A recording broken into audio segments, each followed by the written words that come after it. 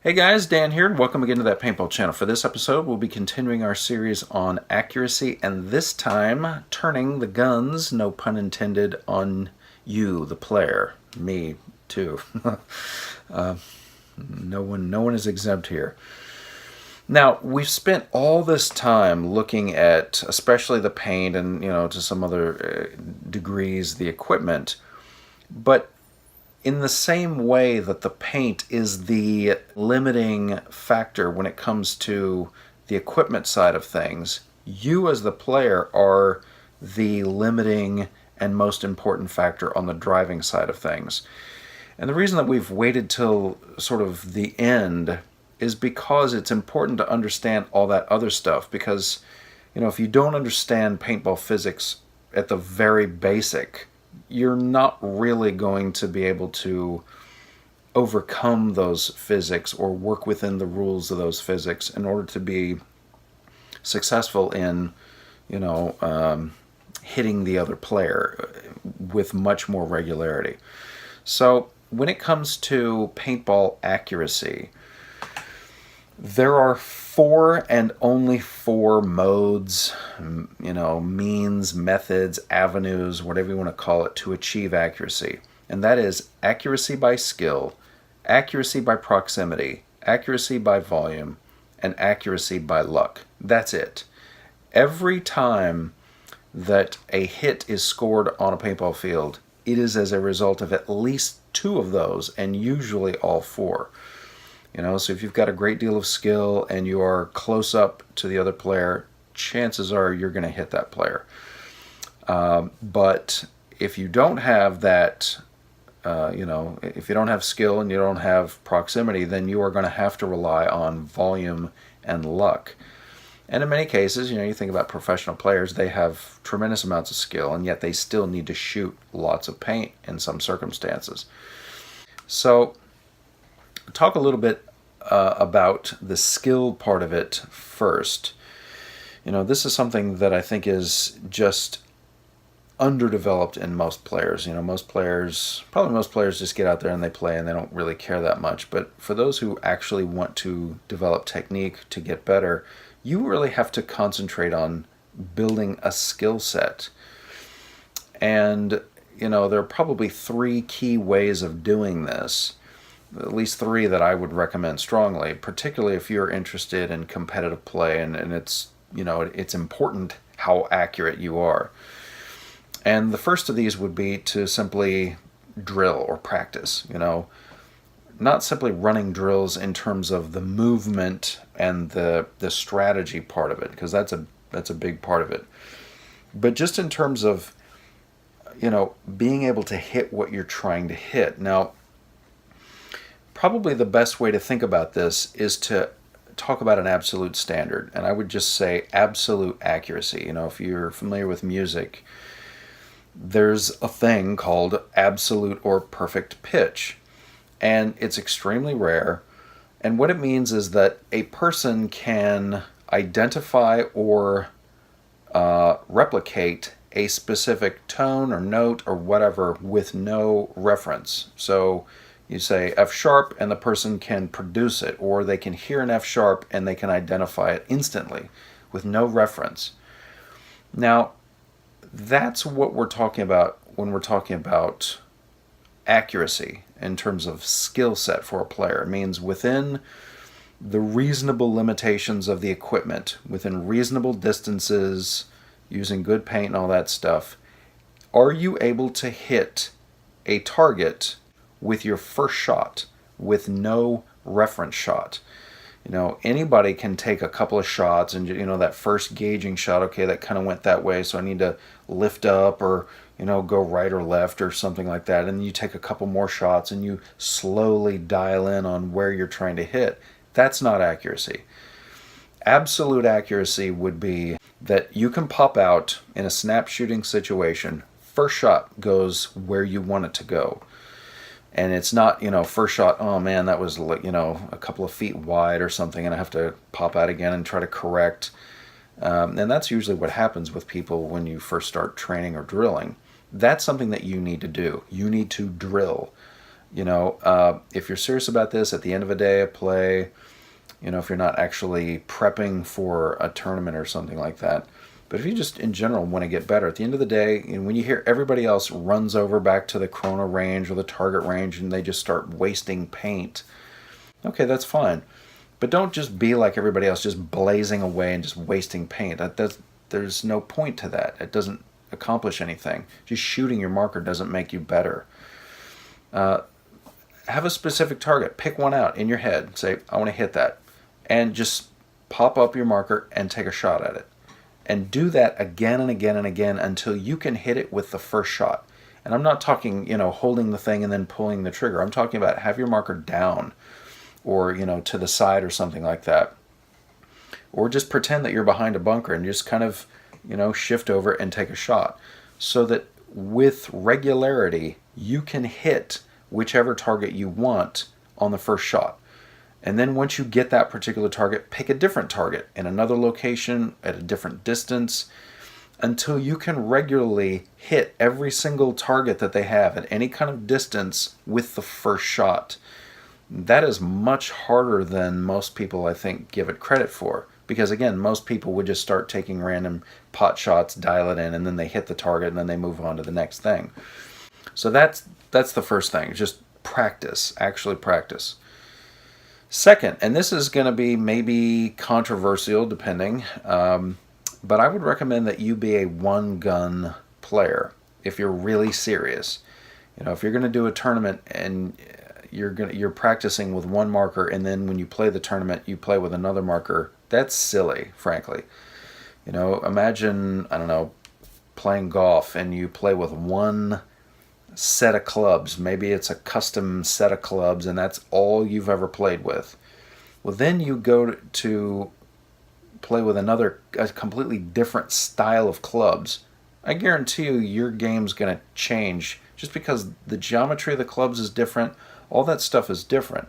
If you're playing with one type of marker and you get used to it, that builds, you build so much muscle memory and you can develop so much good snap shooting accuracy because your body is used to that marker. You just learn, okay, when I swing out, when I pull the trigger, the ball is within a certain distance, is going to go here. You just know it. In some cases, you don't even have to think about it. You just kind of see the target and you will the ball to go there. And because you're so used to, your body just knows what to do and the ball goes where you want it to go. Well, then you pick up a different marker and suddenly you've got to relearn it. Now, it might not be that different, but it's going to be different. In fact, I'll give you an example of this. Just, I guess, maybe the last time we were out. A friend of mine, I was shooting, I don't know what I was shooting that day, something, but, So a friend hands me an '06 Cyborg. Wonderful marker, by the way. So I'd never shot an '06 Cyborg, and I'm thinking, oh boy, this thing's fun. And I noticed it seemed like the marker was always shooting to the right. Now, of course, as we've seen in previous episodes, it's not the barrel, it's not any of that stuff. It's just how the marker is laid out. And I sort of began to notice it. I thought, man, it's like I'm lining the thing up just in the way that I would normally line up a stack tube marker. I pull the trigger and the ball keeps going to the right. And it's just weird, very strange. And so I started to kind of look at the thing and no, everything is in order. It's just my body is so used to this other thing that I'm not used to this particular marker. Well, you should take a few more shots and eventually you get the paint to go where you want. Well, now, imagine someone who shot only that and then tried to shoot the marker that I shoot normally and would probably find that my marker for that player would shoot left. So it's very important to practice, not just drill, but drill with the marker that you intend to actually compete with if you're going to compete. Now, you remember in the previous video when I was talking about finding the marker that is going to be most accurate for you. That's precisely what I was talking about. You can sort of train yourself to be accurate on pretty much any marker.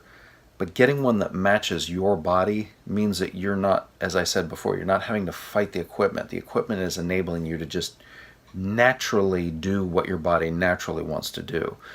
And that, I think, is, goes a long way toward developing that accuracy. Moreover, I would add to that, the third thing is drill with the marker that you plan to use, and also all the equipment that you plan to use. That means the same barrel, that means the same tank, that means the same everything, same rig, same pods, same everything. Because, it's not just, especially same loader, if you're reloading while you're shooting and you're using maybe a different pod, different loader, it's going to mess up how you're able to act on the fly. And again, you don't want the moment of competition to be the moment you realize, oh man, I'm off by just a little bit. When I'm trying to reload, I'm hitting, I don't want to be one of those infinite number of humorous videos or pictures of, fill fails where somebody's dumping their pod and it's all going off to one side or behind or whatever. You don't want to be that player, not only because you look silly, but because it shows that you've not done enough training with that specific equipment. There's nothing wrong with having multiple markers and playing with multiple markers. Guilty, right? I'm guilty of this. I like different kinds of markers. They're fun for different reasons. But at the same time, if I'm going to do a tournament, you can be sure all the times leading up to that tournament, I am playing with the exact rig, everything that the same shoes, the same pants, everything is going to be the same because it's all about consistency. In paintball, as we've already determined, everything comes down to consistency. So the more consistently you can train with a particular setup, the better it's going to be. Now, this of course leads to issues of proximity, volume, luck. You have to recognize that these other things are going to come into play. I don't care how good you are, you are going to need to get closer to your target. You're going to need to shoot more paint at your target, and in some cases it's just going to be luck that either causes a hit or a miss. How many times have you been posting up, you're shooting at somebody, maybe you're even bracing up against a bunker and you're shooting, and the guy pops out and you're like, I'm so close. And then he pops back in and you're just sort of laying down paint, and then the shots are going right where his head comes in, then he pops his head out, and then your shot goes just to the right or just to the left or just high or just low, and you miss him and you're like, Argh. Well, in those cases you actually have to get closer because, remember, because paint, it sheds vortices in a random way, that means there's luck involved. So the further away you get, the more luck factors into it. And the closer you get, the less luck factors into it. And also, ironically, the less volume you're going to have to put into it. There's a proportionality. Once you get distance, you're increasing both the luck and the volume that's going to be necessary, all other things being equal, to hit a target. Because that spread pattern now is much, much bigger, and the odds of hitting any whatever you're trying to hit with the first shot are very, very small, and they get smaller the further away you get, but they get larger the closer you get. So that's also part of the skill set, is learning when and how to accommodate yourself to the limitations of the equipment, the limitations of the field and whatnot, and get closer to the target. Put more paint on the target, and you don't want to rely on luck to hit somebody. Well, at any rate, hopefully this was helpful, and in our next episode we're going to be taking a look at the last real factor, which is one that's seldom talked about, and that is the environment. All right, I hope this was useful. Looking forward to the next episode. Hope you are as well. And as always, come on back. Bring a friend.